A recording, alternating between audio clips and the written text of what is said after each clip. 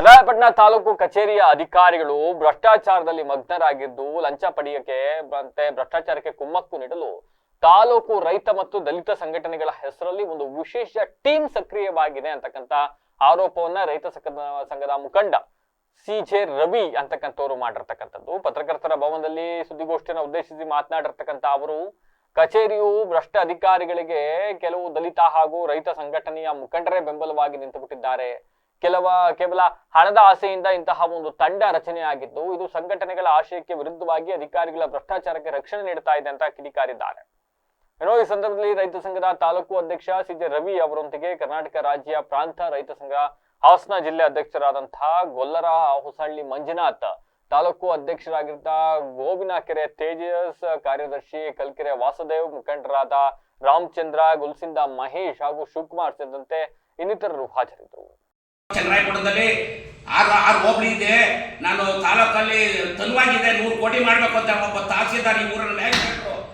ಮತ್ತೆ ನಾವು ಸುಮ್ಮನೆ ಬಿಟ್ಕೊಂಡು ಇರೋಕ್ಕಾಗುತ್ತಾ? ಅದರಲ್ಲಿ ಏನು ಹಿನ್ನೆಲೆ ಇದೆ ಅಂದರೆ ನಮ್ಮ ರೈತ ಸಂಘ ಇರ್ಬೋದು, ದಲಿತ ಸಂಘ ಇರ್ಬೋದು, ಅದಕ್ಕೆ ಒಂದು ಟೀಮ್ ಇದೆ, ದುಡ್ಡಿಗೆ ಒಂದು ಟೀಮ್ ಇದೆ.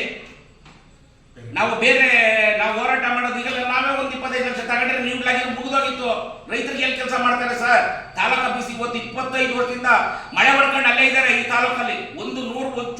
ಒಂದು ರೈತರಿಗೆ ಕೆಲಸ ಆಗ್ತಿಲ್ಲ. ನನಗೆ ಫೋನ್ ಮಾಡಿ ಎಷ್ಟು ಜನ ಅಂದರೆ ಒಳ್ಳೆ ಕೆಲಸ ಮಾಡಿದ್ದೀರ ರವಣ್ಣ, ಒಳ್ಳೆ ಎಲ್ಲ ನಿಮ್ಮ ಇದು ಏನು ಭ್ರಷ್ಟಾಚಾರ ಆಂದೋಲನ ವೇದಿಕೆ ಒಳ್ಳೆ ಕೆಲಸ, ವಿರೋಧಿ ಆಂದೋಲನ ಮಾಡಿದಿರಿ, ಒಳ್ಳೆ ಕೆಲಸ ಮಾಡಿದಿರಿ ಅಂತ ಎಲ್ಲರೂ ಯಾರೂ ಒಪ್ಪಲಿಲ್ಲ. ಅದನ್ನ ಒಳ್ಳೆ ಕೆಲಸ ಮಾಡಿದಿರಿ, ಅಧಿಕಾರಿಗಳ ಮುಂದೆ ಎದುರ್ತಾರೆ ರವಣ್ಣ ನೀವು ಅಂತ ಹೇಳಿದ್ದಾರೆ. ಇವ್ರು ಮಾನ್ಭಾವರು ನಮ್ಮ ಸಂಘಟನೆಗಳು ಇನ್ನೊಂದು 4 ಸಂಘಟನೆ ದಲಿತ ಸಂಘ ರೈತ ಸಂಘ ಇದ್ದಾವೆ. ಅದು ದುಡ್ಡುಗೋಸ್ಕರ ನಿಂತಿದೆ, ನಮ್ಮ ವಿರೋಧವಾಗ್ಲೂ ನಿಂತ್ಕೊಂಡ್ರು. ಆದರೆ ಅದು ಆಗಲಿಲ್ಲ. ಅದರಿಂದ ಈಗ ಮಾಡ್ತಕ್ಕಂಥವ್ರು ನೀವು FIR ಹಾಕಿಸಿ ನಮ್ಮನ್ನ ಎದುರಿಸಲಿಕ್ಕೆ ಸಾಧ್ಯ ಇಲ್ಲ.